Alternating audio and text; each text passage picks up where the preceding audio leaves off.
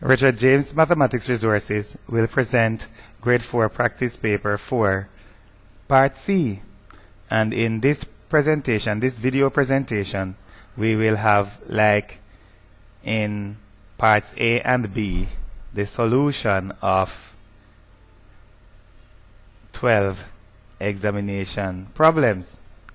However, there are a lot of other principles that we need to apply, and all of those principles are also explained.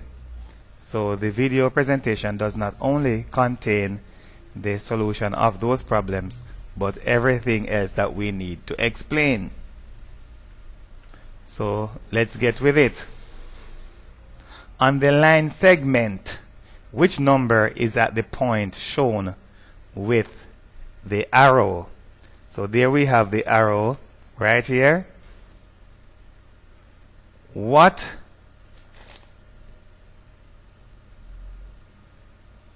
number is at the point shown with the arrow? 2. Take a good look, Jerry. We have 1 here and we have 2 there. 1.5. Okay, so 1.5, and that is right there, exactly halfway between 1 and 2. And Jerry is saying that is 1.5, and I'm sure that it is 1.5 also. The arrow is pointing on the mark that is halfway between 1 and 2. So it is halfway between 1 and 2. The number that comes midway between 1 and 2 is what? 1.5. Right. The correct answer is option C.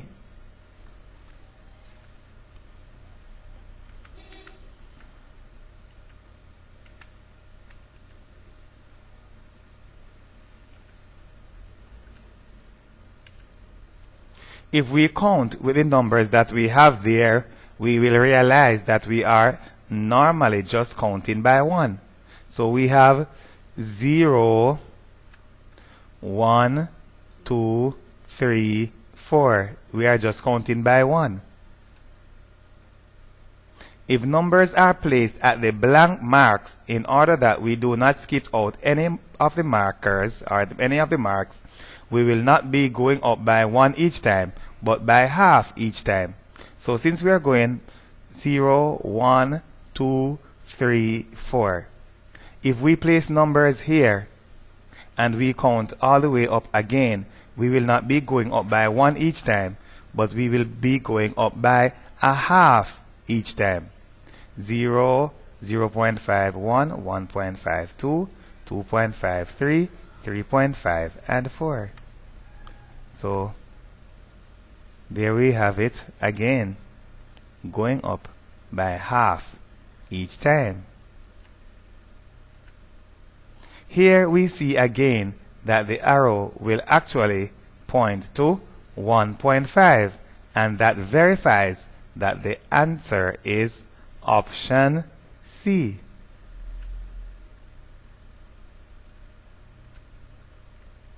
Peter ate 0.7 of a pizza. It has to be Peter, because if it were Jerry, Jerry would have eaten off the entire pizza. Yes. He gave his sister 0.1 of the same pizza. How much does he have left? Peter ate 0.7 of a pizza. He gave his sister 0.1 of the same pizza. How much does he have left? The information there tells us that she removed 2 pieces of the pizza. In order to determine how much is left, one way is to first find the total portion of the pizza that was removed. So 2 portions were removed, the 0.7 and the 0.1. When we add those, what do we get? 0.8. Okay, so begin by adding the 10th digit. 7 plus 1 is equal to 8. And what is next? The decimal point. The decimal point. Jerry never forgets the decimal point. That is very, very good of you, Jerry. You never forget that we need to have the decimal point. So place the decimal point vertically below the others. Cause those decimal points to be vertically aligned.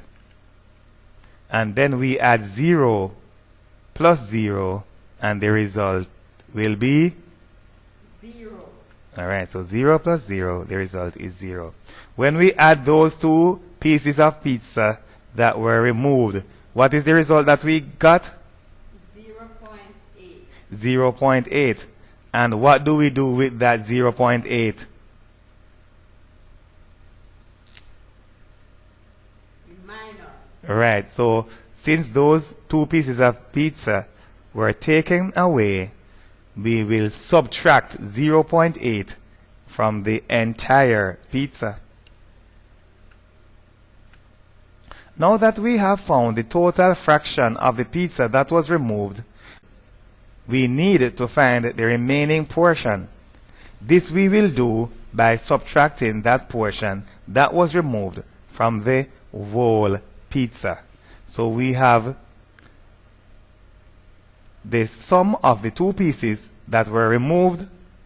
Putting them together, we will subtract that from the entire pizza, and we will know how much pizza is left. What he has left is what remains when we subtract the portion that was removed from the whole pizza. So the whole pizza is represented by one pizza. One is one whole. From that one whole, we'll subtract 0.8. And how do we do that? Can we say 8 from 0? No. Okay. So first, we attempt to say 0 minus 8, and we can't. So we go to the digit of greater significance and rename. 0 will be there. And 10 comes over to be added to the 0, and that will give 10. So we will therefore say 10 minus 8, and that is equal to 2. Right, and what do we do next, Jerry? Put in the decimal point. Jerry is very keen, and he's right on top of the game again, knowing what to do next. And we cannot ignore the presence of the decimal point, and we need to vertically align the decimal point in the answer with the decimal points that are in the problem. Here we go. All that we have left is what was renamed, and turns out to be 0. So subtract the 1's digit, so we will get 0 minus 0, and the result will be 0. Right. So how much pizza do we have left, Jerry? 2. 0.2. Right, so we have 0.2 of the pizza is left, and that is represented by what option? A. Right, so the correct answer is option A. In renaming, we consider that the place value to the left is 10 times the present 1. The 1 from the 1's place value position is therefore 10 tenths. It is then added to the 0 that we are attempting to subtract 8 from. So 10 plus 0 is equal to 10. But the 1 is written in a very small way, because in the initial setup we did not cater for another digit to be placed there. So we reduce the size of the digit and we place it right here. So the effect is that we are subtracting 8 from 10. Why? Because the place value to the left is 10 times the present place value. So if we go there and we take 1, it is as if it is 10 times the present place value. So what we are really adding here, or what we are really carrying to the present place value position, is 10, to which we add the 0 that was there before, and 10 plus 0 is equal to 10. But we are writing this 1 in a small fashion in order that it may be accommodated right beside the 0. We will solve the problem in another way. Let us first represent the whole pizza as one pizza.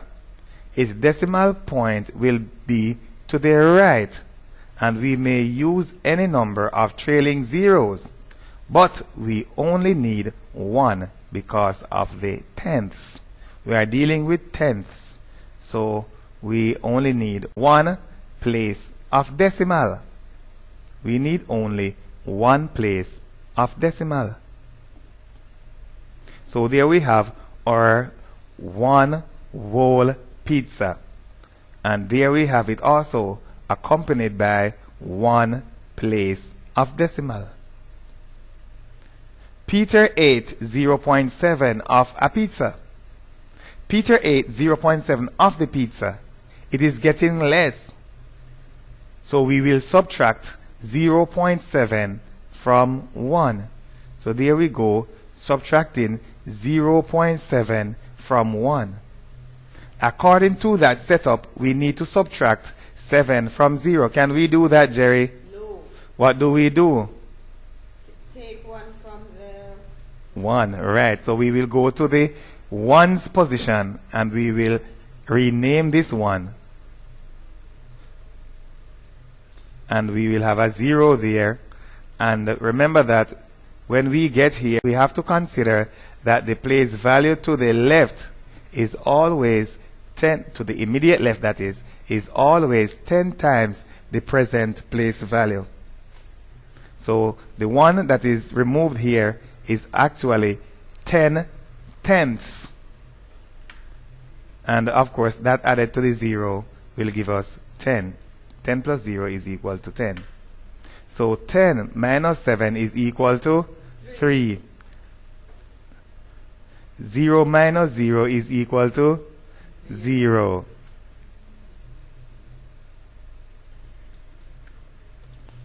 He gave his sister 0.1 of the same pizza.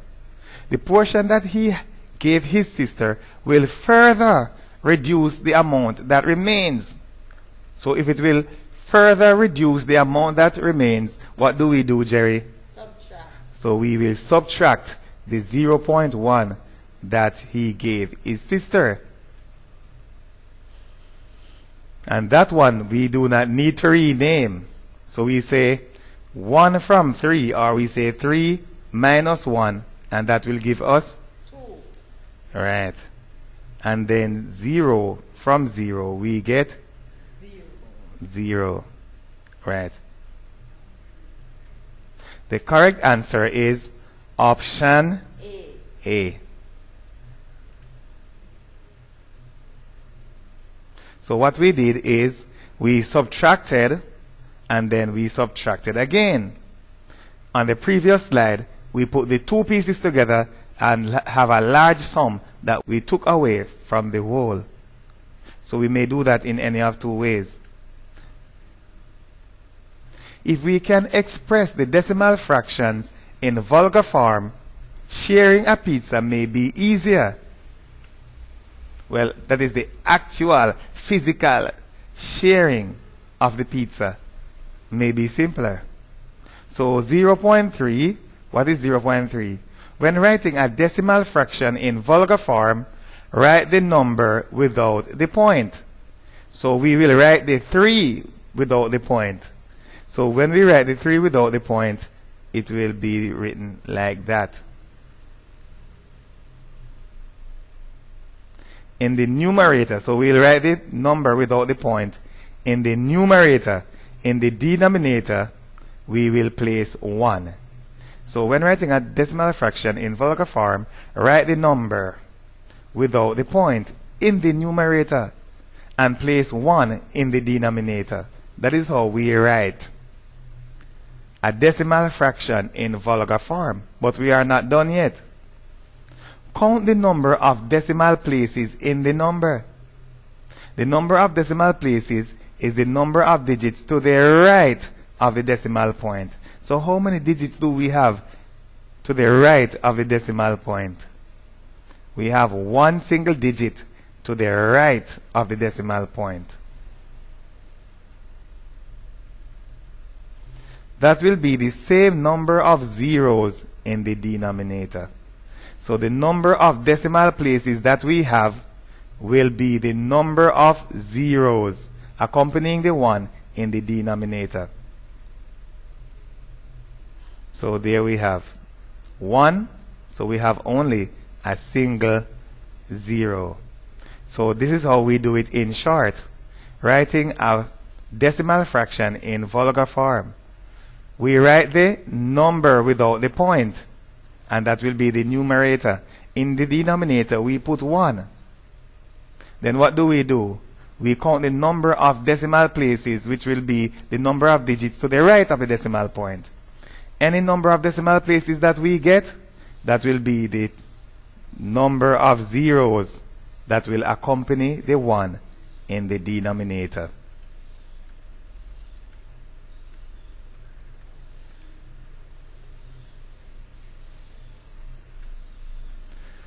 So there we have 1/10. We have all of the portions of the fraction labeled also, but we are focusing on this occasion on the denominator. The denominator tells us the number of equal parts that the whole is divided into. The denominator is 10.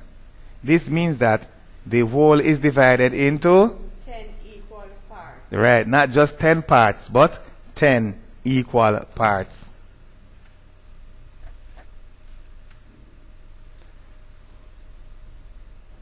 There we have our pizza. It is in the shape of a decagon. A decagon is a 10-sided figure. It is already divided into 10 equal sectors. So there we have the 10 equal parts that the decagon is divided into. We're just counting them just to be sure. Focusing on the numerator on this occasion. The numerator tells us how many of the 10 equal parts we are talking about. That is, how many tenths we are talking about. 0.3 is equal to 3/10. This means that we are talking about 3 parts out of 10. And 0.4 is equal to 4/10. Means that we are talking about what? 4 parts out of 10. And when we say 10, we mean 10 equal parts. Peter ate 0.7 of the pizza. So let us remove 0.7, and 0.7 is 7/10. So we will remove the 7/10 that Peter ate. Take out 7 parts out of the 10 parts. So let us take out 7 out of the 10 parts. Those 7 parts are gone. He gave his sister 0.1 of the same pizza. Let us also remove the 0.1, which is equal to 1/10 that he gave to his sister. Take 1/10 out of the remaining number of tenths. There we go. And how many tenths do we have left? 2. Right, we have 2 tenths remaining. How many tenths remaining? 2 tenths remaining. 2 tenths remain. We know that 2 tenths is equal to 0.2. The correct answer is therefore option A.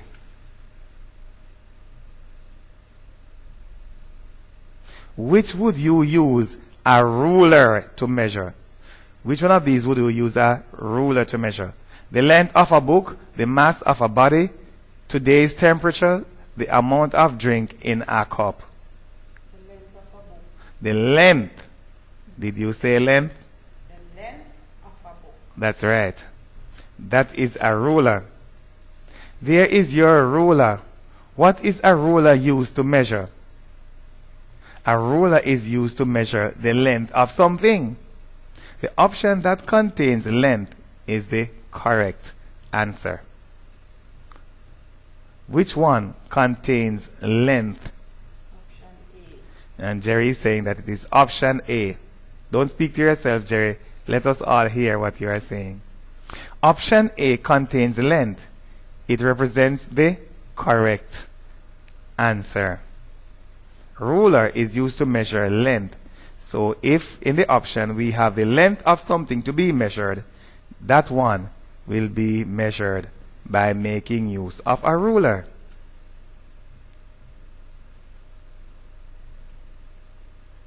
Book, we are taking that out.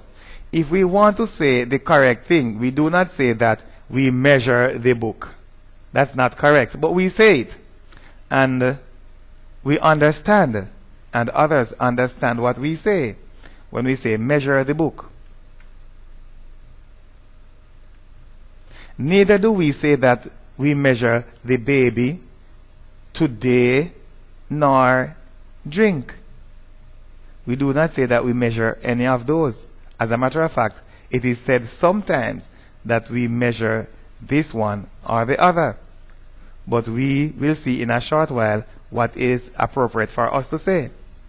We measure the quantities that are associated with those items and not the items themselves. So what is measured is the quantity associated with those items and not the items themselves. The quantity is what we measure. We do not measure the book. Instead, we measure the length of the book. Also, we do not measure the baby. What do we measure? We measure the mass of the baby, and so on. The aspect or property of an object that may be measured is called a quantity. Make sure that we know that it is the quantity that we measure. We may call it measured quantity or measurable quantity. Something that can be measured. Measured quantity. Length, mass, temperature, and volume are all measured quantities. Some other measured quantities are time, area, and weight. Different devices are used to measure different quantities. Depending on how large or small a quantity, for example, length, is expected to be, we may have a variety of devices to measure those lengths. And you will learn about a caliper and a micrometer. Those are used to measure length, but those are used to measure very small lengths. Then you have your ruler. Then you have your tape measure, and so on. So we have quite a few devices that may be used to measure length. And the one that we will choose is according to what we expect the length to be like. For example, if we are measuring the length of a book, we will measure the length of a book by making use of a ruler. But if we are measuring the football field, we will use a meter rule to measure the length, or a tape measure to measure the length of a football field.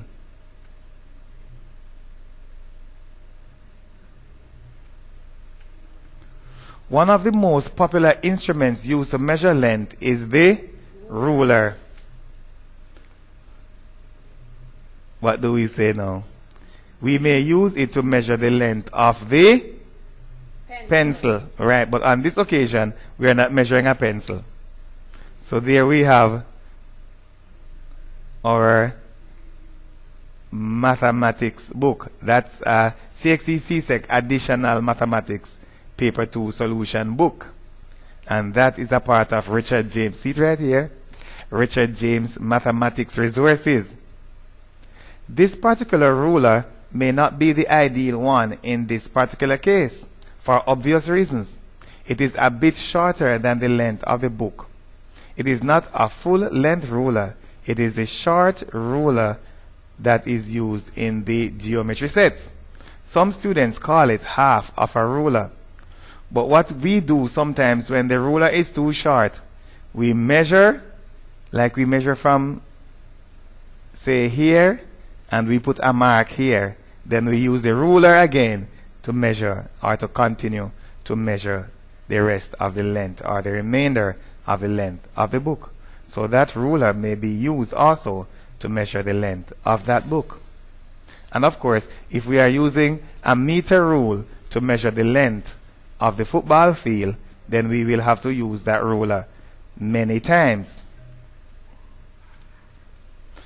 What we have here is our regular spring balance, the one that we usually call a scale. It is a spring balance because it is operated on the inside by a spring. By a spring, Jerry. It is called a spring balance because there's a spring inside here. And when we put something on the pan, its weight stretches this spring and some mechanism turns the hand that we have here. If an item is placed on it, say a bag of flour, its weight causes the spring to stretch, which causes a mechanism to spin and turn the pointer on the scale. So it is not the entire thing that is the scale. Here is the scale. The scale is the portion of the instrument or the part of the instrument that contains the numbers that we may use in reference to the quantity that we are measuring. So the scale is not the entire thing. What is the entire thing called, Jerry? What is it called? Spring. Balance spring. It is called? A spring balance. Right, it is called a spring balance. The entire thing is called a spring balance. And this portion with the numbers and the marks that we may use to tell the numerical value of the measured quantity, that is the part that is called the scale. The position of the pointer is read from the scale, and that will be the mass of the item. So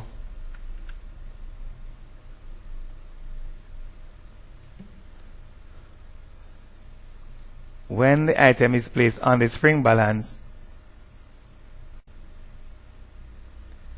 it will cause the spring to stretch and turn the mechanism on the inside that will cause the hand to move. The position of the pointer is read from the scale, and that will be the mass of the item. The mass is therefore 2 kilograms. Before a spring balance is used, we have to make sure that the pointer is at exactly 0. Also, the entire instrument is not called a scale. What portion of the instrument is called a scale, Jerry?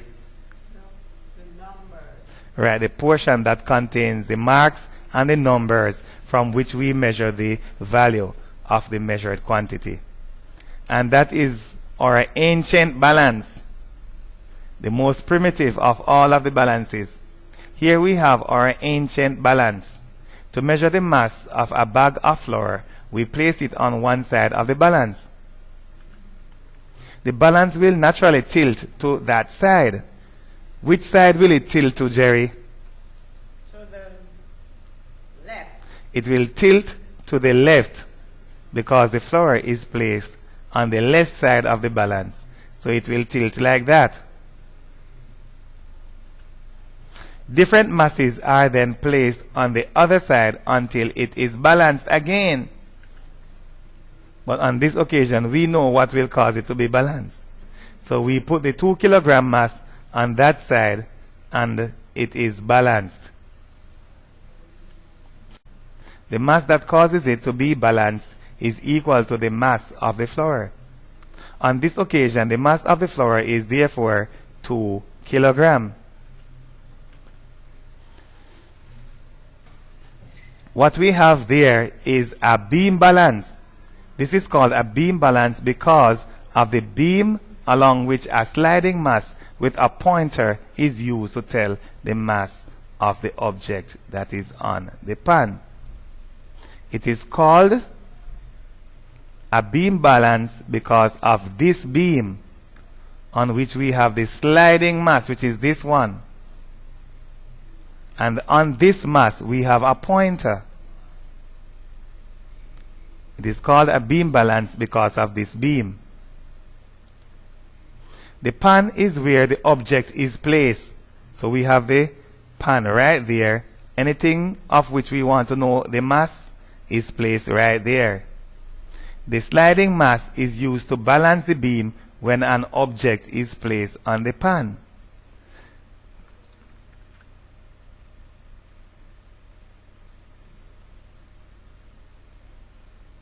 Right. So the sliding mass is used to balance the beam when an object is placed on the pan. And it also has a pointer which will point to the mass of the object on the scale when the beam is balanced. So this has two purposes. One, to balance the beam, and two, it has a pointer to tell us the numerical value of the quantity, which is mass, that is being measured. The scale, Jerry, don't tell me that is not a scale. Yes, it is a scale. Right, so this is a scale, and the scale is present on the beam balance. Usually, unless the device is digital, it is usually accompanied by a scale. So the one that is not digital, what do we call it? The one that is not digital, Jerry, what do we call those instruments that are not digital? What do we call them? Right, we call them Analog. analog. Right, so this is an analog device. It is an analog instrument. The scale has the mark and numbers which gives the mass indicated by the pointer. So there we have the scale. If we need to tell the mass that is on the pan, when we balance the beam with the sliding mass, there's a pointer that will tell us what the mass is.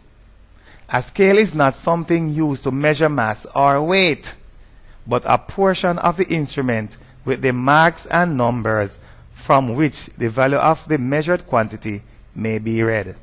So the scale is right there, and it will tell us the value of the measured quantity when we are determining the mass or whatever else we are reading. When the object is placed on the pan, the beam has to be balanced in order that the mass of the object may be accurately determined. The red arrow shows the balance point and the pointer on the beam that points to it when the beam is balanced. So we have this right here is the balance point. And what do we have? We have the pointer that is on the beam. So when the beam is balanced, the pointer on the beam is pointing to right here, which is the balance point. Before any object is placed on the beam balance, it has to be balanced.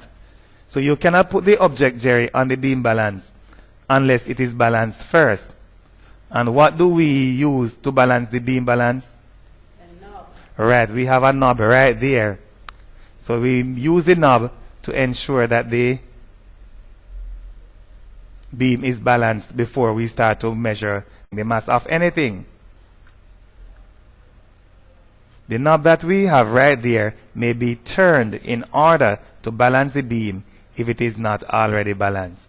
So when we are about to measure the mass of something, we ensure that the beam balance is balanced already. If it is not balanced before we start, then we use the knob and we turn it one way or the other until the balance point is reached. A scale is a set of marks and numbers on an instrument that are used to read the value of a measured quantity. So the scale is right here. And what is it? The scale is a set of marks and numbers on the instrument that is used to read the value of the measured quantity. Before attempting to measure the mass of an object, make sure that the beam is balanced. The pointer on the screen must be pointing to the balance point. So the pointer must be pointing to the balance point before we start to attempt to measure the mass of something. Place the object on the pan. The object goes on the pan. The beam will tilt like that. So when we put something on the pan, the beam will tilt like what we have right there. Right, so the beam will tilt like that. Slide the mass until the beam is balanced. That's what we need to do, because the beam is not balanced at this moment. But if we need to determine the mass, it will have to be determined when the beam is balanced.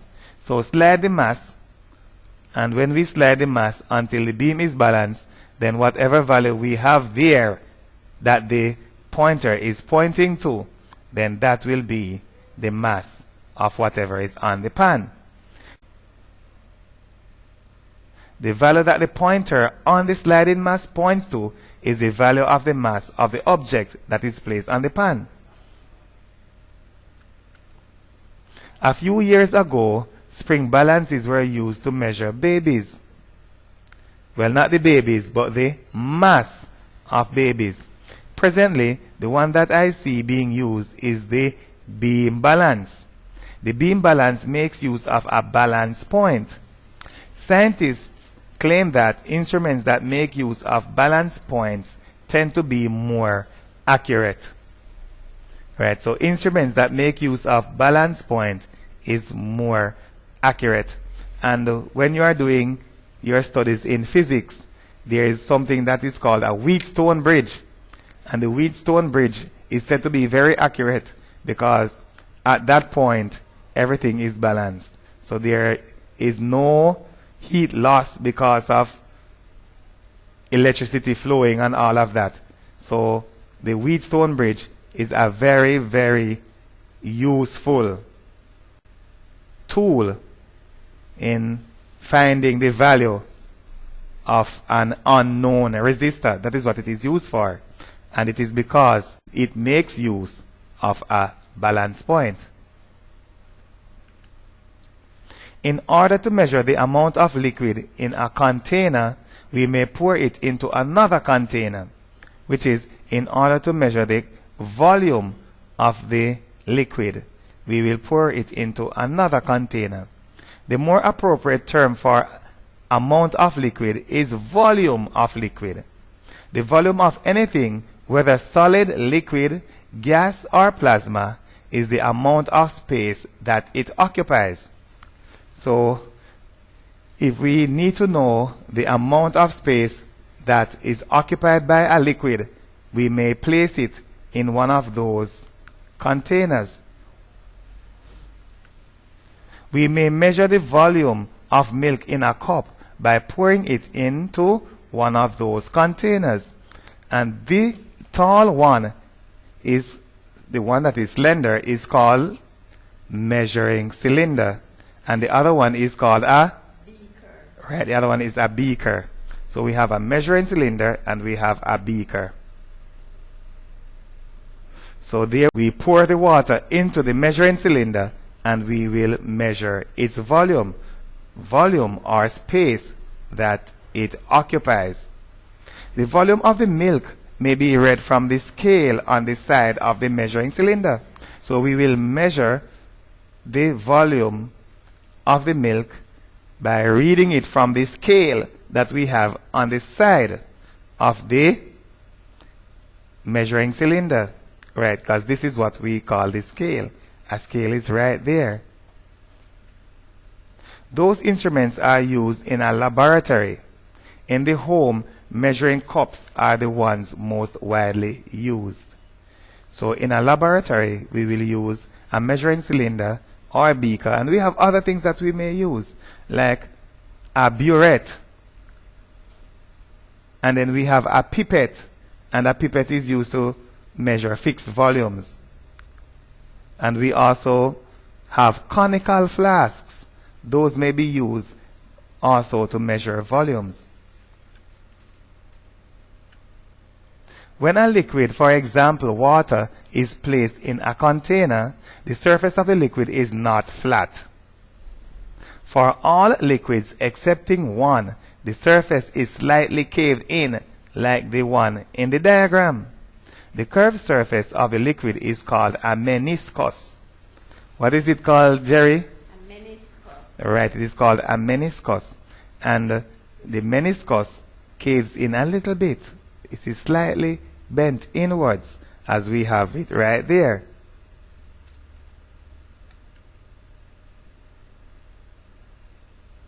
The one that caves in is called a concave meniscus. In order to read the volume accurately, the eye must be on the same level as the meniscus. The volume of the liquid must be read from the base of the meniscus. So the meniscus is slightly caved in like this, a concave meniscus. When we are reading the volume, we need to read it from the base of the meniscus. Right there. The only liquid with a convex meniscus is mercury. It is called quicksilver because it has a silver look and it flows very quickly. It is called quicksilver, and it is the only metal that is a liquid. So the mercury is a metal, but it is also a liquid. Notice that what we did was measure the volume of milk, and we did that by just pouring it into a measuring cylinder or a beaker, but this time we poured it in the measuring cylinder. If what we are trying to find the volume of is not liquid, we still can find its volume. Some measuring cups are used in the same way as laboratory instruments. However, some of them are of fixed volume. For example, an 8-ounce cup, or one used to measure a unit that is called a cup. So we have some measuring cups, and we have some of them may be used to measure a variety of volumes, but we have some measuring cups that are used to measure just one cup. So that unit is called a cup. So if you say you need to bake a cake and the directions and the ingredients were given like 3 cups of flour, then you just use your measuring cup and you dip that into it 3 times and you will get your 3 cups of flour. It might have a single mark because it is used to measure fixed volumes. So the measuring cup might just have a single mark on it to show you what level in the container is considered to be a cup full. And some measuring cup don't have any mark on it. You just dip it in and you just level off the top of it, and that is 1 cup full. If we have a solid that sinks in water, we may measure its volume. So we have a solid, maybe a piece of concrete, or we may have some jagged piece of metal, anything that will sink in water. We may easily find its volume if it is small enough, because maybe it can be contained in a measuring cylinder. If not, we can put that in a beaker. So there we have the water, and we have the object that sinks in water that we may find the volume of. First, pour water in a measuring cylinder or some other instrument and take note of the volume. So there's the water, and we are taking note of the volume, but we are not writing it down as yet. We'll make use of it in a short while. But we will measure the volume of water in the measuring cylinder, and that we will do by taking note of where the base of the meniscus is. What do we do next? Lower the meniscus into the water. We will lower this stone or whatever it is, the object, into the water. So Jerry said that we should lower it into the water. What will happen when we do that, Jerry? The water will rise. So the water will rise. So use a light and thin string to place the object in water until it is completely submerged. As it goes in, the level of the water rises.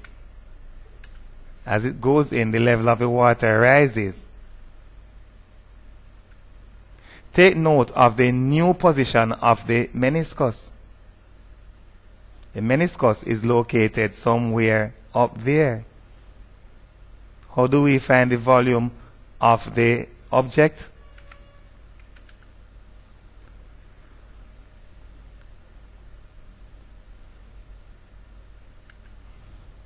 The volume of the stone is equal to the difference between the two readings.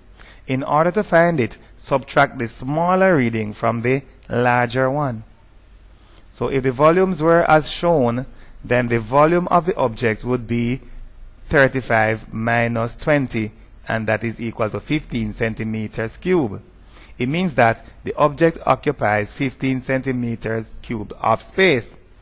So take note of the original position, take note of the new position, and then subtract the smaller from the larger, and the result will give us the volume of the object that we put inside there. So we might not only be able to measure the volume of liquid, but we may also measure the volume of solid also. An instrument that is used to measure temperature is called a thermometer. Temperature tells us how hot or cold something is. So there's your thermometer. The most popular thermometer is called liquid in glass thermometer, which contains a liquid enclosed in a glass casing. So we have there our liquid in glass thermometer. And of course, when we say liquid in glass, it means that we just have liquid enclosed in a glass casing, and that is what the thermometer is made of. The glass casing contains a bulb that is like a reservoir which stores the liquid. The liquid is usually mercury, which is easily seen, or alcohol, which is colorless but is colored red in order that it may be easily seen. So the liquid may be mercury. Mercury is easily seen because of its silver look. And alcohol may be used, but alcohol is colorless. In order that it may be easily seen, it may be colored red. As the temperature increases, the liquid expands and goes a longer distance into the bore. As temperature decreases, the liquid contracts and occupies a shorter space in the bore.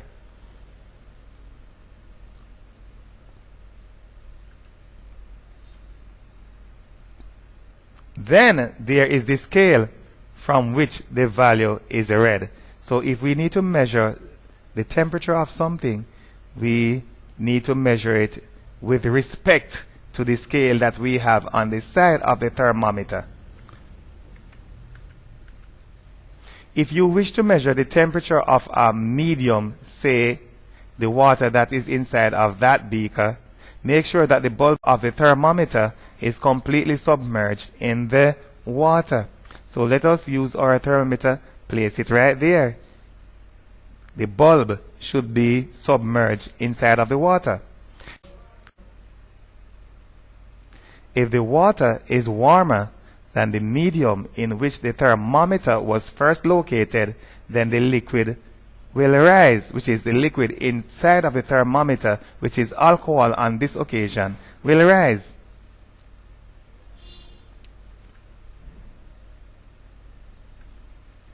The temperature of the water will be the level of the liquid in relation to the scale that is on the thermometer.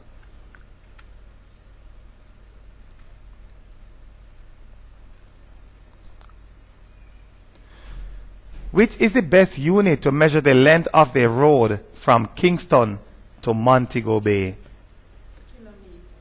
Kilometre. Jerry is saying it's kilometer, but Jerry is now talking to himself at this stage. But we need to hear Jerry's answer. He said kilometer. In choosing a unit to measure an object, the unit must be comparable so that using it to measure the object is quite practical. So if we are measuring the length of the road from Kingston to Montego Bay, we must use a unit that is practical. Let us see what we mean when we say practical. The statement did not say which may be used. It said best. All of those are units of length and may be used. But which one is the most suitable? So which is the best unit to measure the length of the road from Kingston to Montego Bay? Meter, kilometer, millimeter, centimeter. All of these may be used, but not all of them will be practical. Not all of them will be suitable. Not all of them will be logical. So we will choose the best one.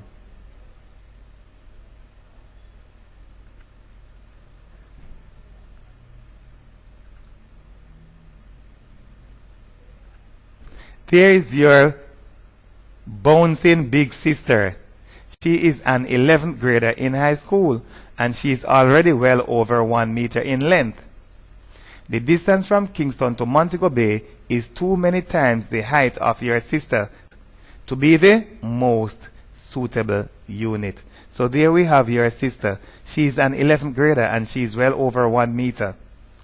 Therefore, meter is not the most suitable unit to use to measure the length of the road from Kingston to Montego Bay. Why? Because we will use too many of those units.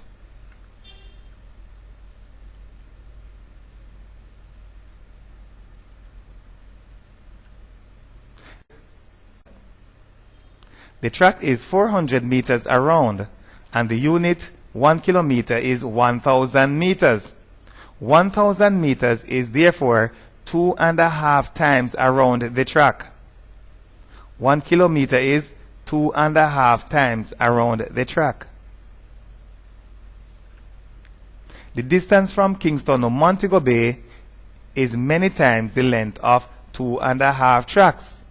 But with the other unit being significantly smaller than a kilometer, the kilometer is the best unit to use. So the road from Kingston to Montego Bay, the length of that road is many times the distance of 2.5 tracks. But it is the largest unit that we have there. Therefore, it is the best. The correct answer is therefore option B, kilometer. The correct answer is option B.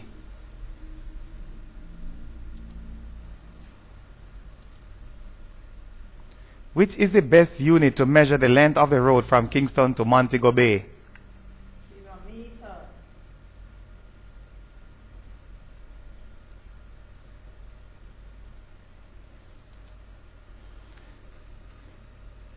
Each finger of your hand has 3 divisions.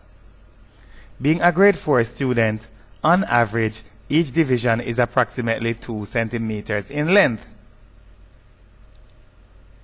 Surely, a unit that is so tiny would not be the best unit in the options for measuring the distance from Kingston to Montego Bay. That distance is approximately 200 kilometers depending on the route that you take. So we know that the distance from Montego Bay to Kingston is approximately 200 kilometers depending on the route that you take. Therefore, if you want to know what a centimeter looks like, it is about half of each division that you have on your finger. That is approximately 1 centimeter. So a centimeter is very tiny in comparison to the distance from Kingston to Montego Bay and would not be very appropriate to be used. Also, because there are 10 millimeters in 1 centimeter, your finger division will be 20 millimeter in length. So you imagine that if the centimeter is too tiny to measure the distance from Kingston to Montego Bay in a practical and sensible way, then it would not be sensible or practical to use millimeters. Centimeter and millimeter are too small in comparison to the distance from Kingston to Montego Bay. Measuring the distance in those units would not be as practical as measuring it in kilometers. Which is most likely to have a mass of 500 grams? What do we understand to be 500 grams? First of all, what we have here is a paper clip. Will a paper clip have a mass of 500 grams, Jerry? No. Cannot. A paper clip is formed by bending a short piece of thin wire like we have right there. So that is a paper clip that we have right there. It might not even be a gram in mass. It is impossible to have a mass of 500 grams. So the paper clip might not even be 1 gram, much more 500 grams. A small pack of rice has a mass of 500 grams. That pack of rice is somewhat comparable to the mass of an orange. However, unless the orange is really large, it will not closely approach the mass of a small pack of rice. Anyway, the statement of the problem said likely, not that it will actually be. So option B is therefore correct. If the orange is large enough, it will have an approximate mass of 500 grams. That's right. And also, the statement of the problem did not say will have, but most likely to have. So which one is most likely to have? A large orange, and that is represented by option B. At times, we need to revisit the instruction that is generally given in a multiple choice exam. It does not say choose the correct answer, but rather the most suitable answer. That is what we were instructed to do throughout our time in school, at the university, and afterwards when we are solving a problem involving choices like we have there. We are to choose not the correct answer, but what? The most suitable one. And additionally, this problem did not say will have a mass. It says which will most likely have a mass of 500 grams.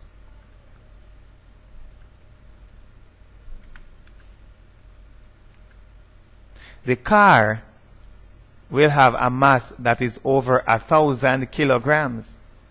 Kilo means 1,000. 1,000 times 1,000 will give us 1 million.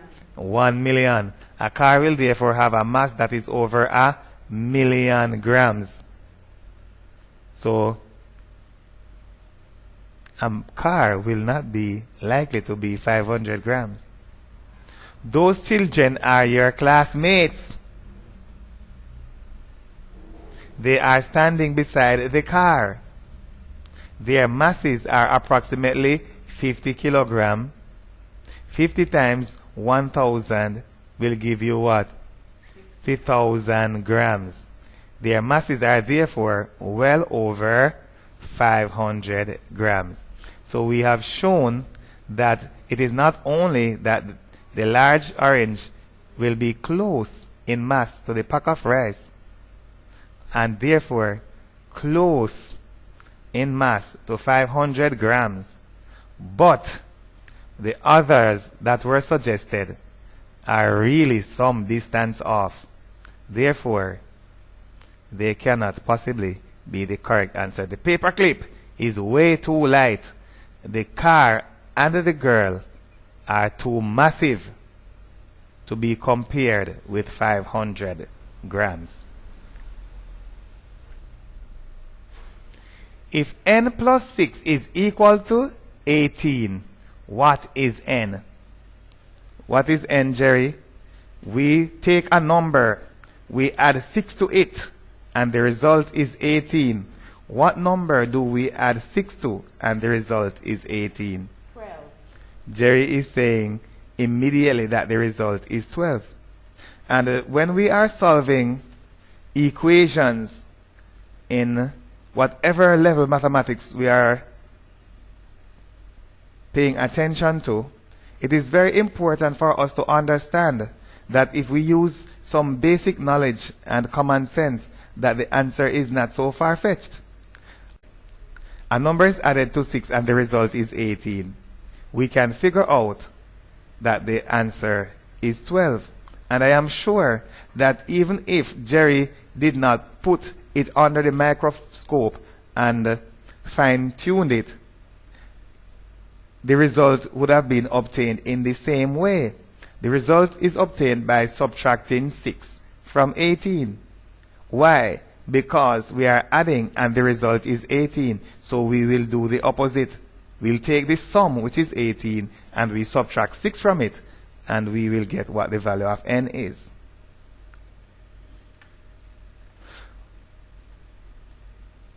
When mathematics is expressed as we have it above, in numbers, letters, and symbols, we call it an algebraic expression. Algebraic comes from the word algebra, which is the branch of mathematics that has to do with letters, numbers, and symbols. There are many types of expression in algebra. However, because of the presence of that equal sign, we are sure that the expression is an equation.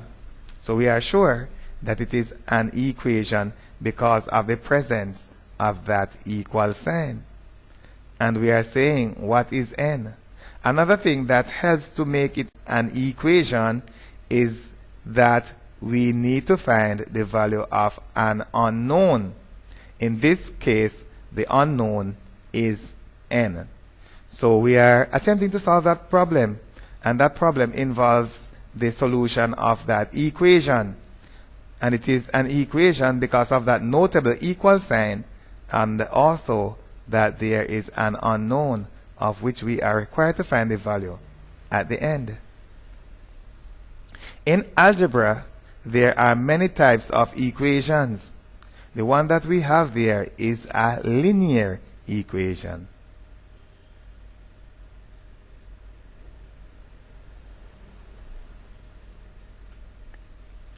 Common sense is greater than mathematics.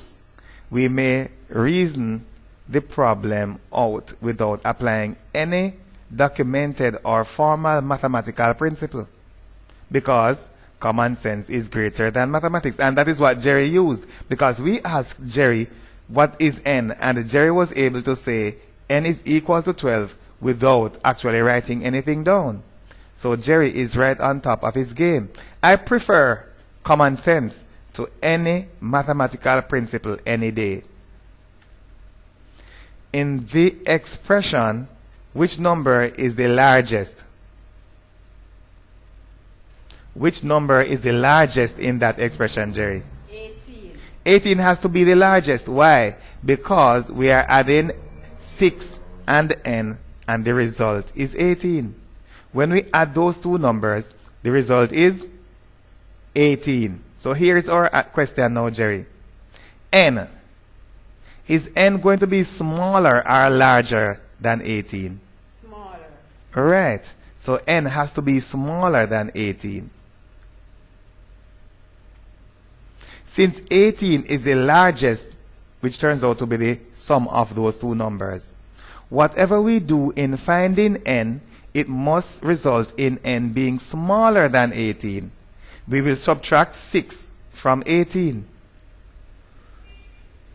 N is equal to 18 minus 6, and 18 minus 6 is equal to 12.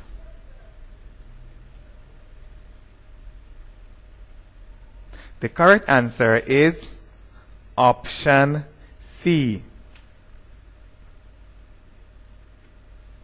Subtracting is not the only way to get a smaller number, but the two numbers have a sum of 18. Either number may be found by subtracting the other from the sum, which is 18. Students need to understand how to reverse a process. So if we have a sum of two numbers, like we have right there, saying that we add n and 6 and the result is 18. How do we find n? We will find n by taking the sum and subtracting the other one from it, which is very straightforward. It is logical. It makes a lot of sense, because in the end, the number that we arrive at must be smaller than 18, because those two numbers added to give the result of 18. In the equation, the unknown is accompanied, because we are going to solve this equation by making use of mathematical principles. In the equation, the unknown is accompanied by 6 on the left-hand side. But how is it related to n? So n is there on the left-hand side, and 6 is accompanying n on that left-hand side. How is 6 related to the n? Plus. Right. It is added to the n.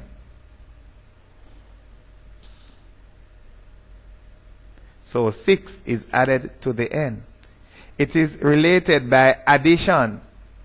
In solving the equation, the unknown is required to be the only thing on that left-hand side. So when we are solving the equation, we need to solve it in such a way that when we are through manipulating the equation, only n is left on that left-hand side, or only n remains on that left-hand side. How do we remove 6 from the left-hand side? If it is added, we need to minus. So if it is added, Jerry says that we need to minus. How do we remove 6 from that left-hand side? 6 is added. If we minus 6 from the left-hand side, then 6 minus 6 is equal to? 0. What about 0 plus n is equal to? 0. 0 plus n is equal to? N. Right. And 6 will be eliminated. Right. So we need to subtract 6 from that left-hand side. So when we do that, the 6's will be gone. Since it is an equation, it means that both sides are equal. By subtracting 6 from one side, the equation is unbalanced. We therefore need to subtract 6 from the other side also. So because we have an equation right there, we cannot just do something on one side, because both sides must be equal. Both sides must remain equal. Those sides were equal in the beginning, and in the end, they must also be equal. We need to eliminate that positive 6 or plus 6 that we have there, and we will do the opposite of plus 6, which is minus 6. But we cannot do it to one side, we need to do it to the other side also. On the left-hand side, 6 minus 6 is 0. And then we will add that 0 to n, and the result will be n. But on the right-hand side, we have 18 minus 6. On the right hand side, we still have 18 minus 6. And 18 minus 6, as Jerry pointed out to us earlier on, is equal to 12. The correct answer is option C.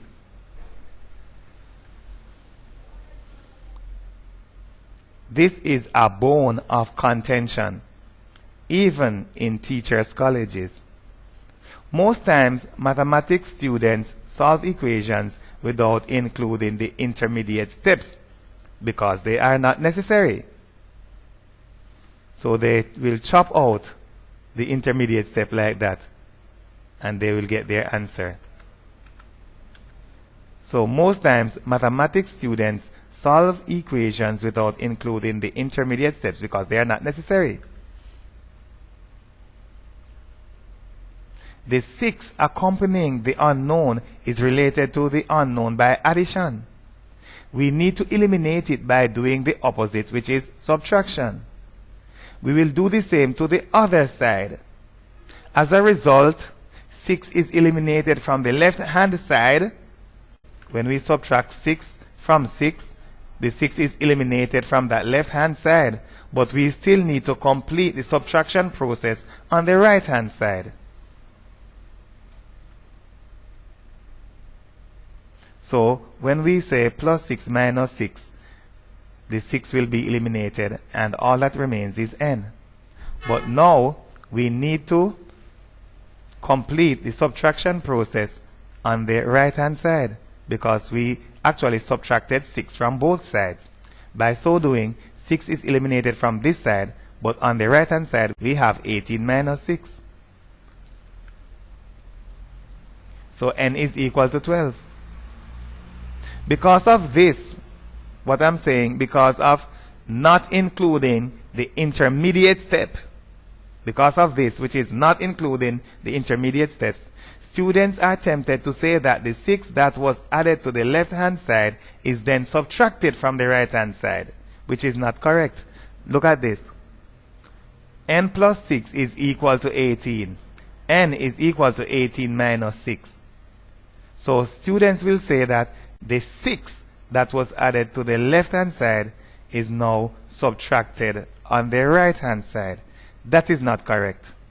The fact is, it was subtracted from both sides. It was subtracted from the two sides.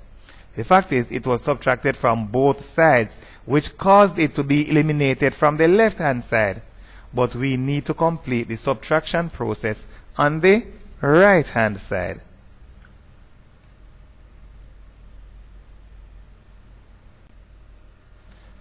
Let's continue with number 31. The temperature in Kingston is 30 degrees Celsius. Montego Bay is 3 degrees Celsius hotter than in Kingston. What is the temperature in Montego Bay? Montego Bay is hotter or colder? Hotter. Right, it is hotter. Montego Bay is 3 degrees Celsius hotter. The larger numbers represent warmer temperatures, and the smaller numbers represent cooler temperatures.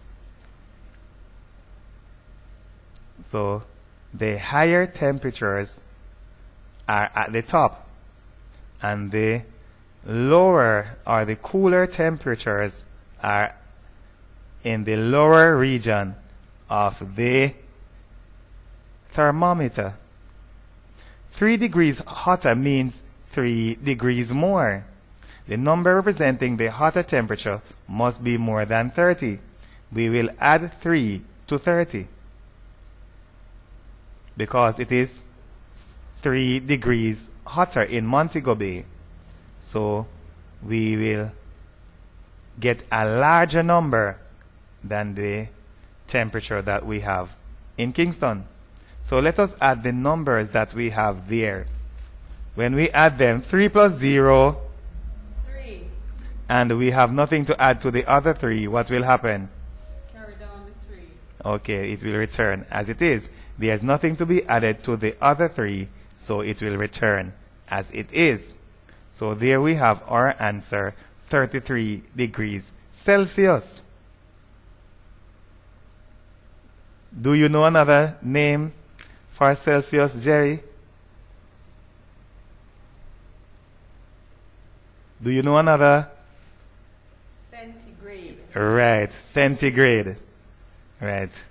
So it is 33 degrees centigrade or Celsius.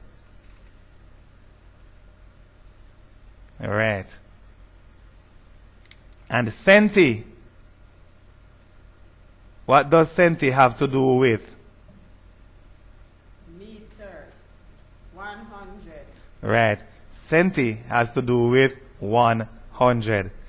And in the centigrade scale, it is not that it is not capable of measuring anything above or below 100 or from 0 to 100. It is because the scale is given relative to the freezing point and the boiling point of water, where the freezing point is 0 degrees Celsius and the boiling point is 100 degrees Celsius. So that scale is used for, or is in reference to, the freezing point and boiling point of water from 0 to 100. But of course, other temperatures may be measured.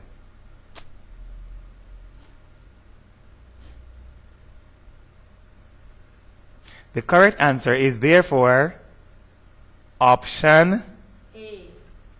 There it is, option A. So the warmer temperature is represented by a larger number. So we added the 3 to the 30, and the result is 33. So Montego Bay is 3 degrees hotter. We could magnify a section of the scale of the thermometer and use it. So magnify a portion of the scale of the thermometer. Go to the 30 degrees marker. 30 degrees marker, that is where it's at. We need to go hotter by 3 degrees. Do we go up or down, Jerry? Down. Up. So we need to go hotter by 3 degrees, so we need to go up. This means that we need to increase the temperature by 3 degrees. Using our pointer, let us step by 3 degrees, getting hotter each time.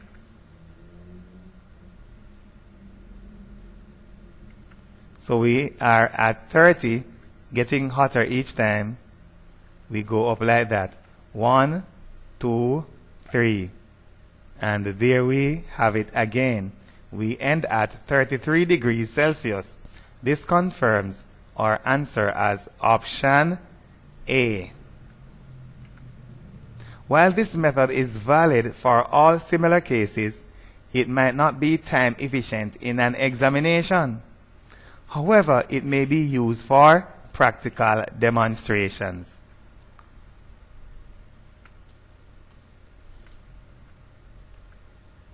The important term in the statement of the problem is hotter. What does that mean as it pertains to temperature? Hotter means a higher temperature. The result will be larger. So 30 plus 3 is equal to? 33. It's as easy as that. However what? The answer might not be as easy as it seems to be. Still, let us examine this statement closer. So we have 30 degrees Celsius for Kingston. We know the temperature in Kingston. It is hotter in Montego Bay. We need the temperature in Montego Bay, which is hotter than in Kingston. Montego Bay has a higher temperature. Increase 30 by 3. 1, 2, 3. What do? Count 3 more in addition to the 30 that we have there. So count 3 more. 31, 32, 33. And we have our correct answer right there. At the end, there is no one who will be able to say that he does not understand how we arrived at the answer. How many grams are the same as 5 kilograms? 5,000. 5,000. And kilo means what? 1,000. Right, kilo means 1,000. And that is why we have the year Y2K. Because it's the year 2 and the K is kilo. Year 2000. Y2K. Kilogram, we have there. Kilo means 1,000. A kilogram is therefore 1,000 grams. 1,000 grams.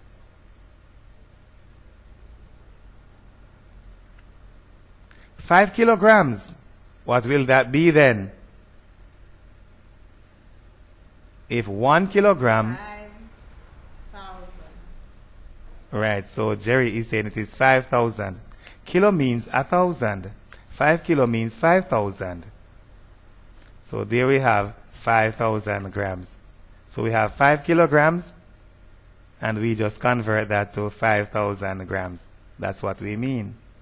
And the correct answer is option D.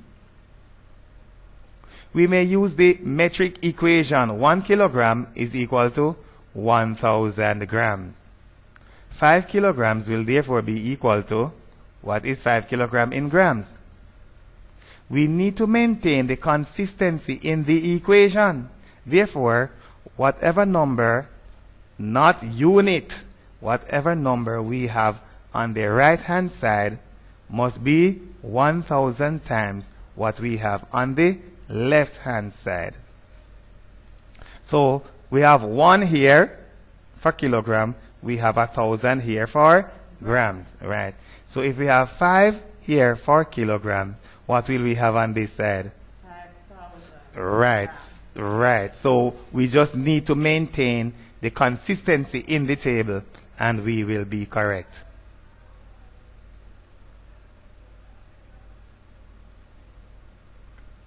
So to multiply 5 by 1,000, multiply the significant digits, which is, what are the significant digits here?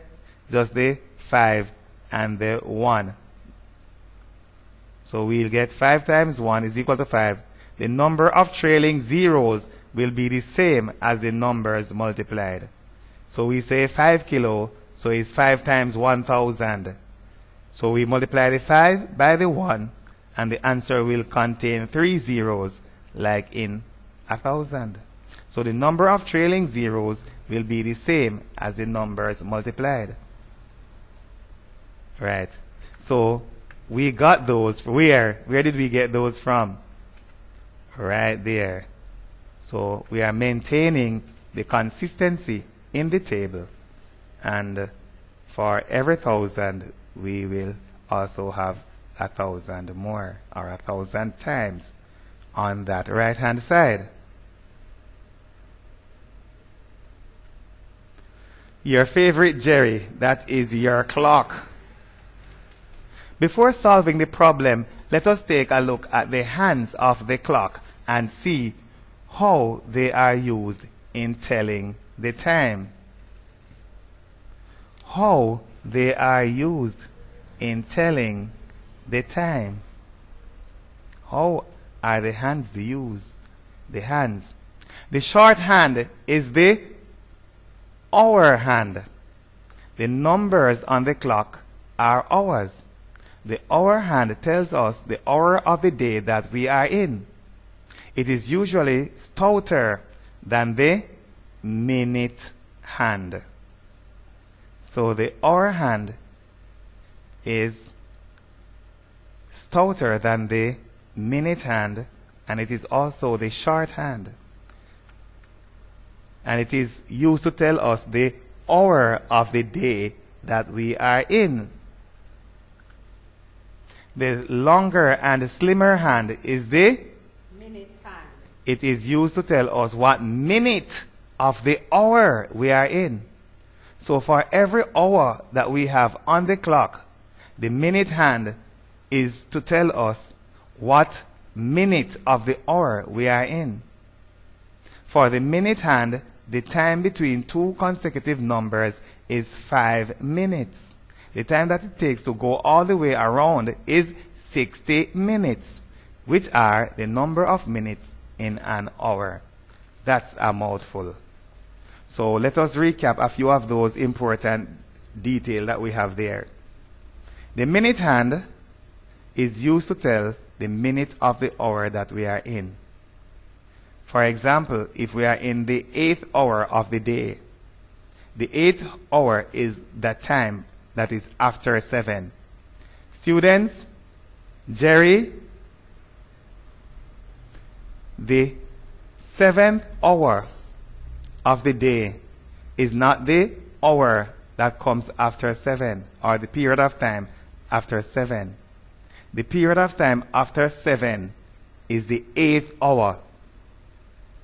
The period of time before 7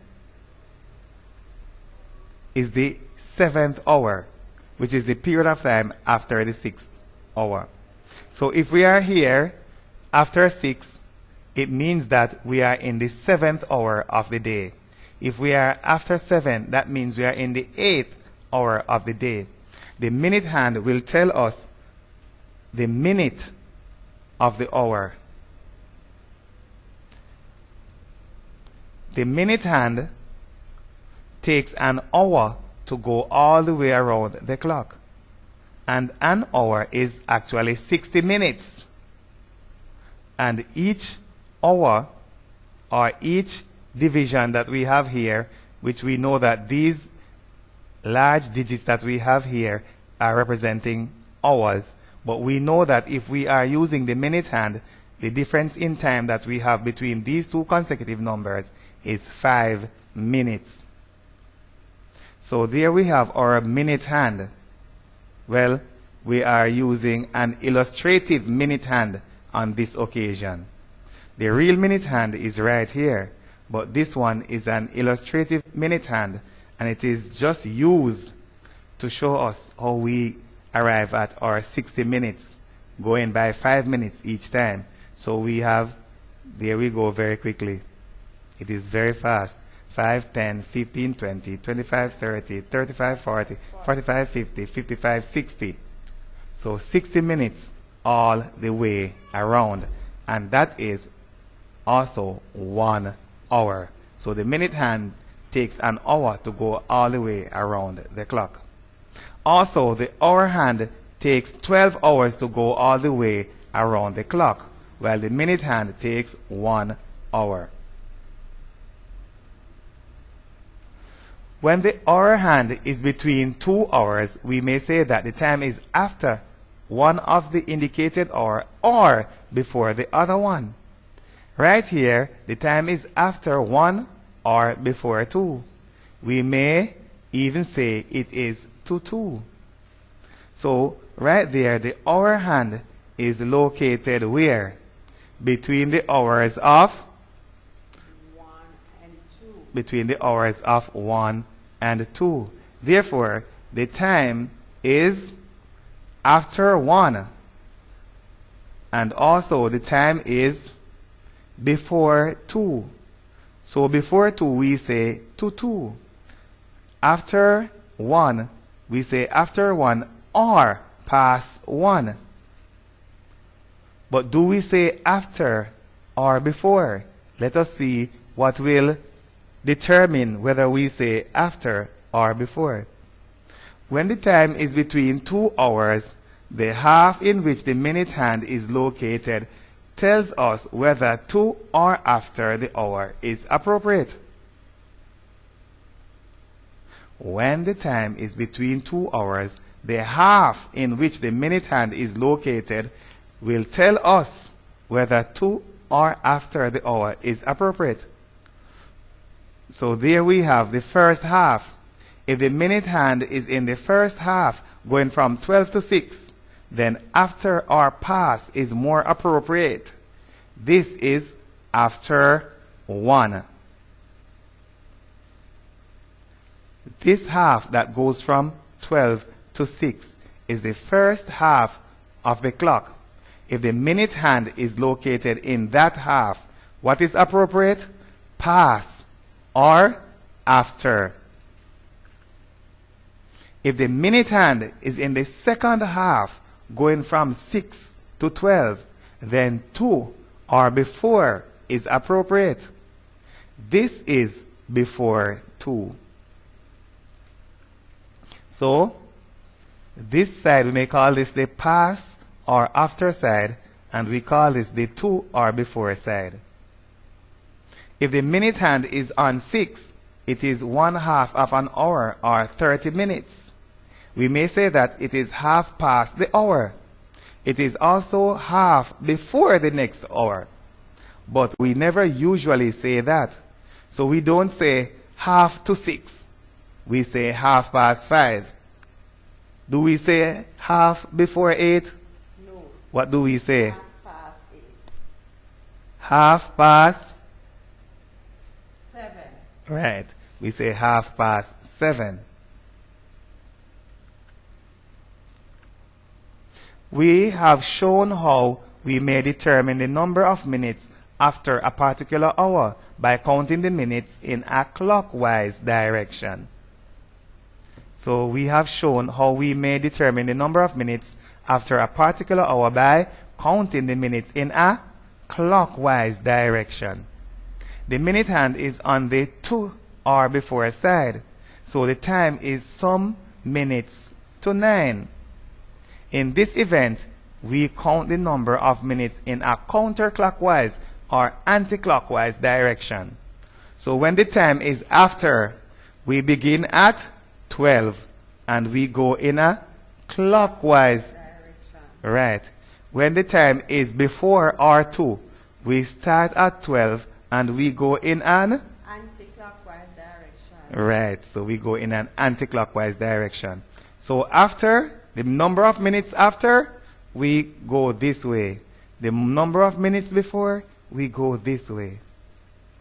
We will begin our counting at 12, which is the position of 0 minute, right there. And our minute hand, we can see, is right here. And we will count the number of minutes. So the number of minutes before 9 may be determined. That's very quick, Jerry. We designed a template to be used with the clock. And the one that was used to tick in a very long period. So, but this one, the periods are very short. And we get through it very quickly. 5, 10, 15. So 15 minutes. So what we have there, counting in a counterclockwise direction, is 15 minutes. Therefore, it is 15 minutes to the hour, because this is the hour. So 15 minutes to the hour. The time may therefore be read as 15 minutes to 9 or 15 minutes before 9. And that is how we will read our time if the minute hand is in the second half, going from 6 to 12, which is what we call the before or to side.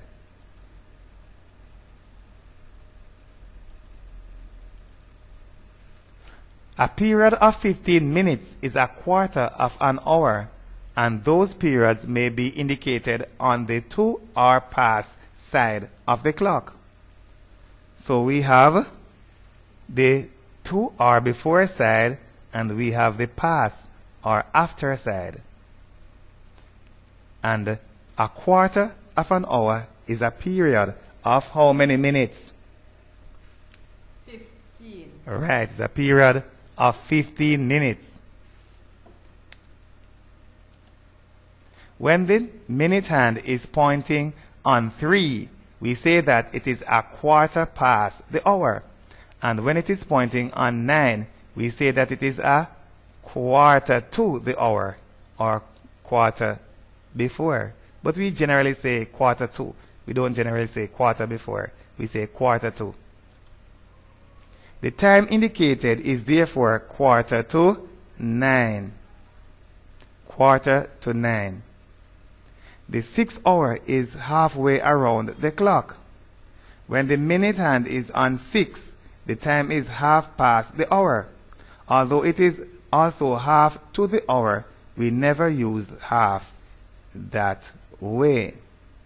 When the time is given digitally, the number representing the minutes is in reference to the time after the hour. So we have the time given digitally right there as 8:45.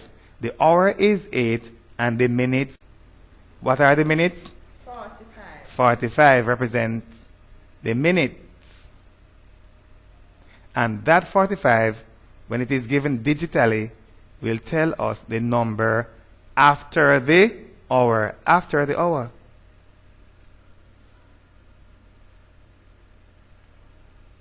When the time is given digitally, the number representing the minutes is in reference to the time after the hour. And we are speaking in reference to the problem that we have there, which means the same as 5:25 on the clock. So we have a digital clock and we have 5:25. What does 5:25 mean? When the time is given digitally, the number representing the minutes is in reference to the time after the hour. The hour is 8 and the minute is 25. The 25 minutes that we have there tells us the time after the hour of 5. The time is therefore 25 minutes after 5. When telling the time, the words after and past are used interchangeably. The correct answer is therefore option D. Right. There we have it. So for digital time, the minute is the number of minutes after the indicated hour.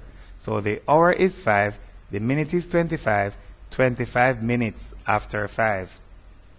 Or 25 minutes past 5. What means the same as 5:25 on the clock? And we are taking a look at our analog clock. The time that is given digitally and the time on the circular, or what is another name for that clock that we have here, Jerry? Analog clock. So analog clock are the same. The minutes that are given digitally are after the hour. We will count our minutes beginning at the 0 position, which is 12. 12. So let's go. Count the minutes. 5, 10, 15, 20, 25. Right. So 5, 10, 15, 20, 25. 25 minutes.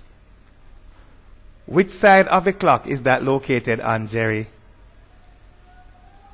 Is it the before or the after side? After. Right, it is located to the after or located on the after or past side. The number of minutes that we have causes the minute hand to be on the past or after side. It is on the past or after side. This confirms that the time is actually 25 minutes past 5, which is option D. So when we count the number of minutes, it turns out that the minute hand is located on the past or after side. Because of that, we are sure that the 25 minutes that we have there represents 25 minutes past 5. And that is represented by option D.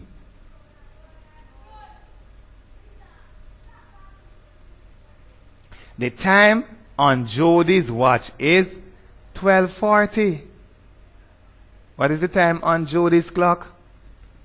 12:40. She expects a call in the next 30 minutes. When should she get the call? She expects a call in the next 30 minutes. When should she get the call? She expects a call in the next half an hour or 30 minutes. When will she get the call? The time on Jody's watch is given in hours and minutes right there. So we have magnified the time and we have also given labels to it that makes it clearer. The next 30 minutes will be 30 minutes later. She expects a call when? In the next 30 minutes. 30 minutes later. That 30 minutes will be, is it going to be before the time that we have there or after? After, right, after. We need to add 30 minutes to the present time. So 30 minutes later means that 30 minutes after, or we are going further in time. So we will add 30 minutes to the time that we have there. 30 minutes are not accompanied by any hour. So a place holding 0 is placed in the hours column. So we will add, but we do not have any hour to add. So we will use a place holding 0. Adding the minutes, what do we get? 70. 40 plus 30 gives 70. Right there. Do we leave this 70 right there, Jerry? No. Right, because 70 minutes more than an hour. So 70 minutes are more than an hour. This is 60 or more. Because it is 70, we are sure that it is 60 or more. Why do we say 60, Jerry? Is 60 or more. Why do we focus on 60? Because 60 minutes makes 1 hour. Because 60 minutes make 1 hour. So if we have 60 minutes, we need to go over to an hour. We may get an hour out of it. So divide 70 by 60. So when we divide 70 by 60, we will get 1 and remainder 10. 10. So 1 and remainder 10. What do we do with the 1 that we get, Jerry? We carry it over to the hours. That's right, so we carry the 1 over to the hour. And what do we do with the 10? We put it at the minutes. Right. So we will take out that 70 minutes and instead we will have 10 minutes with the 60 minutes going over to the hour. So the 60 minutes will go over to the hour and the 10 minutes will remain. Write down the 10 and carry 1 to the hours column. And what do we say? 12 plus 1, and that is equal to? 13. 13. There we have it. But if we are talking about a 12-hour clock, do we have 13 hours and a 12-hour clock, Jerry? No. Also, what do you notice? Ones. That we're all 1 hour. That we do not have any 13 in the option. Right, so there is no 13 in the option. Instead, we just have 12 and some ones. There is no 13 in the option. No 13 hour in the option. So what do we do with that 13? Subtract. Subtract what from that 13? Subtract 12. Right. So we will subtract 12 from the 13 and we will be able to say what the hour really is. The times that we have in the options are indicative of the fact that we are using the 12-hour clock. So we are using the 12-hour clock and the option shows that's just the 12-hour clock because we don't have any 13 there. So the times that we have in the options are indicative of the fact that we are using the 12-hour clock. This is because all of the hours are 12 or less.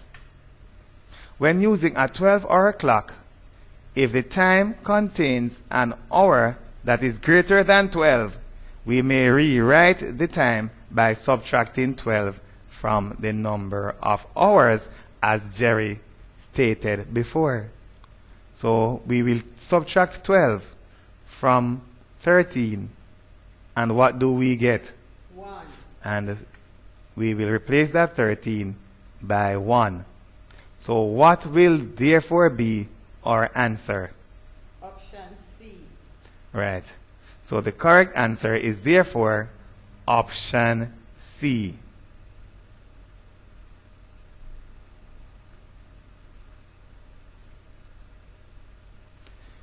We will divide 60 into 70 to demonstrate how we arrive at 1 hour and 10 minutes. Let us see how 70 divided by 60 is equal to 1 and remainder 10. We will begin by saying 60 into 70 gives 1 time. And then 1 times 60. 60. Right. So 60 is therefore placed under 70 with the intention to subtract. So 70 minus 60, what is that equal to? 10. 10 will therefore be the remainder. And this 1 represents 1 what? 1 hour. And the 10 that we have there represent 10 Minutes. Right. There are 60 minutes in 1 hour. Therefore, when we add the minutes and it gets to 60 or more, for each 60 minutes period, 1 is added to the hours column. Any sum of hours that is greater than 60, we need to divide it by 60. The quotient will go into the hours column, and if any minutes are left over, they will remain in the minutes column. So the 1 will represent 1 hour, and the 10 represents 10 minutes. So let us go to our analog clock. The time on Jody's watch is 12:40. She expects a call in the next 30 minutes. When should she get the call? That is our question. When should Jody get that call? She expects the call in 30 minutes time. We may solve the problem another way by making use of the regular 12-hour clock. Jody's time, which is 2 hours and 40 minutes, or 2:40, is already shown on the clock. Right. So 2 hours and 40 minutes are 2:40. Jody's time of 2:40 is already shown on the clock, Jerry. She expects a call in the next 30 minutes. 30 minutes are to be added to the time. Let us move the minute hand an additional 30 minutes. The present position is no movement, so we will call it 0. So she expects, right here, 0. She expects a call in the next 30 minutes. So what we will do is use the clock and we will move 30 minutes beginning right at that position. So let us go ahead and count the 30 minutes. 5, 10, 15, 20, 25, 30. That's right, but there is something that we will neglect and we will do well to pay attention to, and we will discuss that in a few seconds. The new position is just on the digit 2. This represents 10 minutes by the minute hand. So right here, notice that we are, if we compare it, it's just 12, we have 2. So if we are here in minutes, 5, 10. So we know that's 10 minutes. That's what we have right there. So the new position is just on the digit 2. This represents 10 minutes by the minute hand.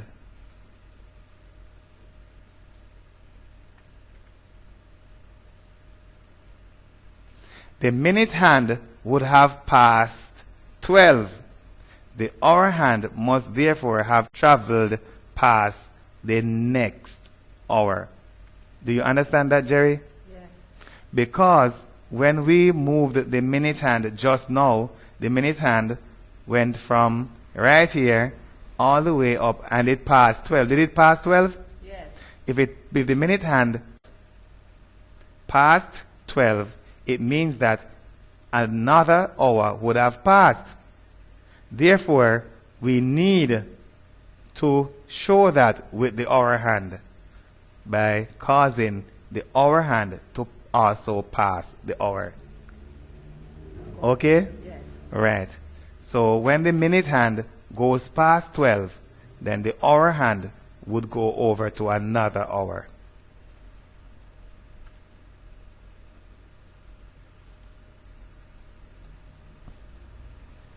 How does the clock show 12:40?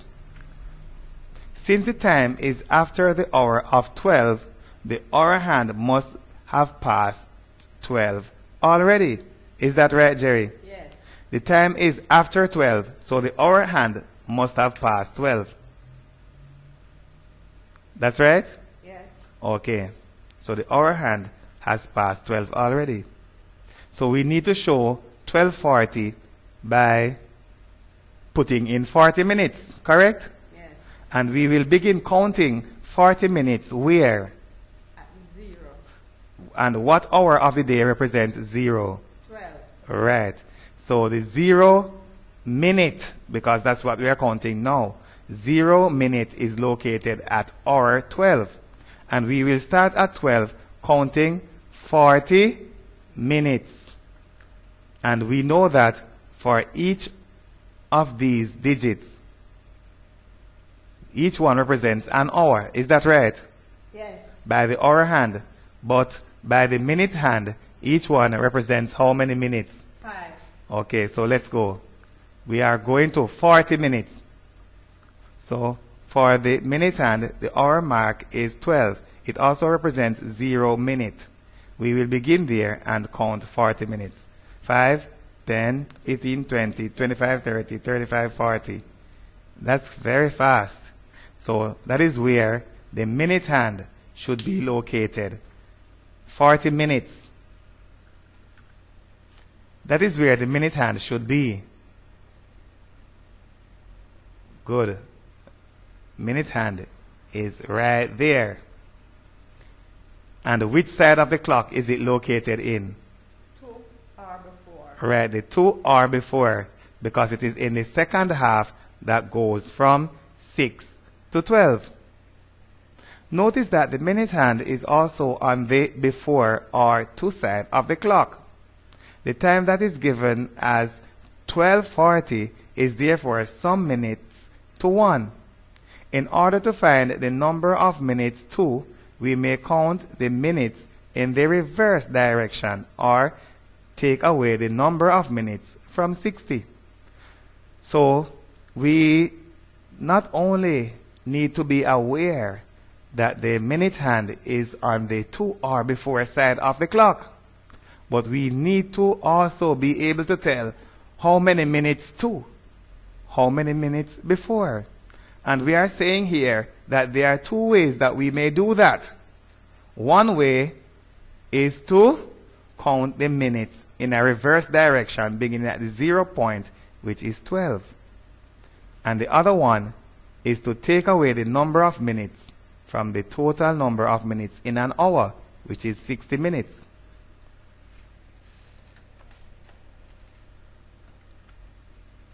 In order to find the number of minutes too that the time represents, we may count the number of minutes in the reverse direction. So remember how we counted it in a clockwise direction. Is that right? Yes. Right, we counted in a clockwise direction. 12:40, 40 minutes past or after 12, we have 5, 10, 15, 20, 25, 30, 35, 40. But what we need to do is to tell how many minutes are remaining to get to the next hour. So how many minutes to the next hour? How many minutes before the next hour? And Jerry is stating already that it is? 20. It is 20. Because Jerry is very good at reading the clock. So what do we do in arriving at our answer? We may count the number of minutes in the reverse direction. Since it is the number of minutes to the hour, we need to begin where the hour begins. That is at 12. So we will count now. How many minutes to 12? 20. Right. So we will count the number of minutes to the hour, which is the minutes to the hour of 1 o'clock. 10, 15, 20. Let's go again. 5, 10, 15, 20. So there we have it. The time that we have there is actually 20 minutes to the hour. If we are counting the number of minutes to the hour, we begin at the hour. For the minutes, that is because 12 represents the hour for the minutes hand. So we begin here for the minute hand on the hour, and we count in the reverse direction. The time that we have there is actually 20 minutes to the hour of 1 o'clock. The time that we used to get it was 40 minutes after the hour of 12. This makes sense because if we add the number of minutes after, which is 40, and the number of minutes to, which is 20, we are sure to get the number of minutes that are in 1 hour, which is 60. So remember, the time that we had was 12:40. And we are saying that it represents 20 minutes to 1. 40 plus 20, that's equal to 60, which makes an entire hour, or the number of minutes in an hour. And that makes perfect sense.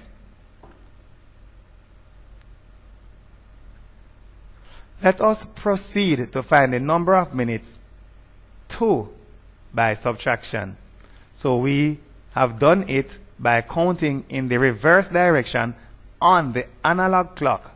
We may find the number of minutes to the hour by making use of another method. We will begin by taking the number of minutes in an hour, which is how many minutes in an hour, Jerry? 60. 60. The time that we had represented was 12:40.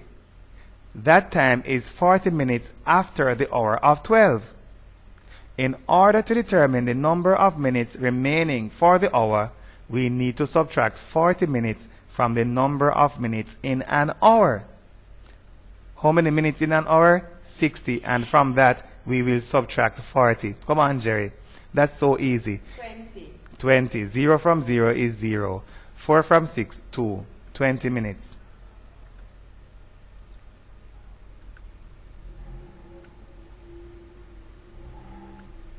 40 minutes after 12, therefore represents 20 minutes to 1 on the 12-hour clock. So if 40 minutes that we have is the number of minutes after 12, if we subtract that 40 from 60, we will get 20, and 20 will be the number of minutes to 1.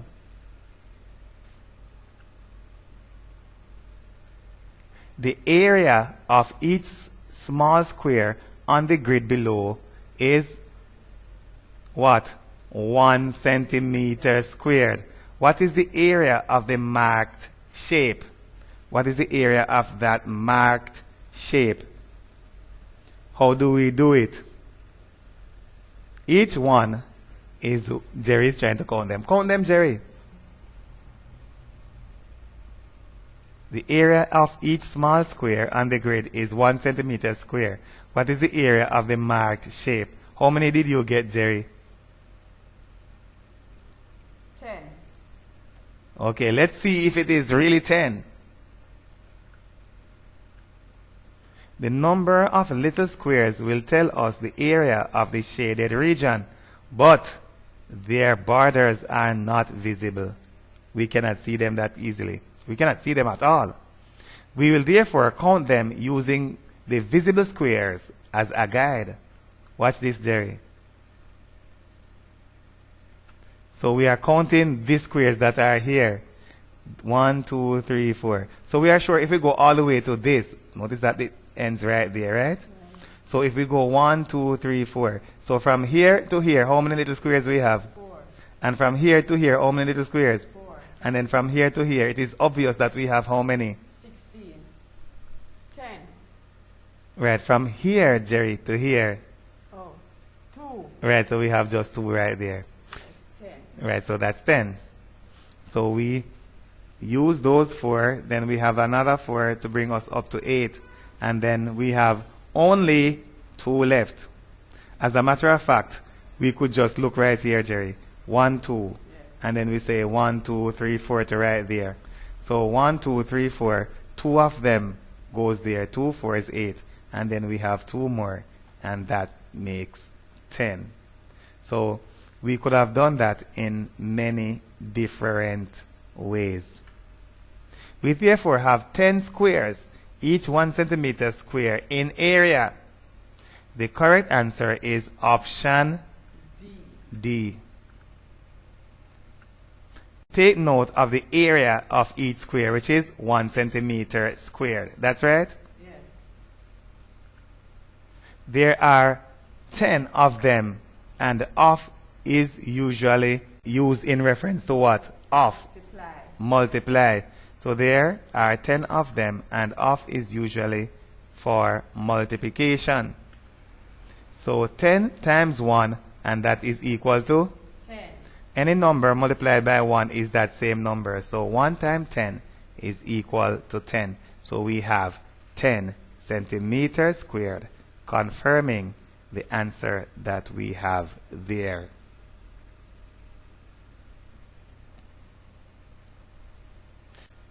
Let us finish up with problem number 36. Jimmy has M pencils. He gives 3 of them to his friends. How many pencils does he now have? And we have them right here. Jerry, he has M pencils, and then he gives away 3 of them. How many does he have left? None. He has M. Minus 3. M minus 3. Don't ramp with me now, Jerry. So, Jerry is saying that he had none. Well, that's a possibility. But M minus 3 is sure to be correct. So we have in the option M minus 3, we have M plus 3, M times 3, and 3 minus M. So there we have the M pencils that Jerry has. There is the number of pencils that Jimmy had at the beginning. So he had M pencils. He gives 3 of them to his friends. If he gives away 3, then the number of pencils will decrease. Which is correct? M minus 3 or 3 minus M? The number of pencils will decrease. So our problem is, which is correct? M minus 3 or 3 minus M? It is the number of pencils M that we are decreasing. It therefore has to be M minus 3, because we are actually decreasing M. So from M we need to subtract 3. The correct answer is option A. M minus 3. There we have it. Option A. We had M to begin with, then we subtract 3. So we have M minus 3. M is what we started off with, and then we subtract 3. So we have M minus 3. Candidates should learn not to be distracted by illogical answers, nor nonsensical answers. Maybe if 3 minus m were not there, it wouldn't have been given any consideration. Students did not need to give consideration to 3 minus m because starting with m and giving away 3 is simply m subtract 3 or m take away 3, which is m minus 3 as we have it right here. So if we started with m, we give away 3, that's m minus 3. But some candidates might go into the examination, and if we did not have the 3 minus m as one of the options, then we would have no difficulty arriving at the correct answer. But because it is there, we give heed to it and make a meal of the entire situation that is unwarranted. What we do now, we are actually using pencils to see what we may make of it. How many pencils do we have? Jerry did not count them. But we are saying m. What did you say, Jerry? 10.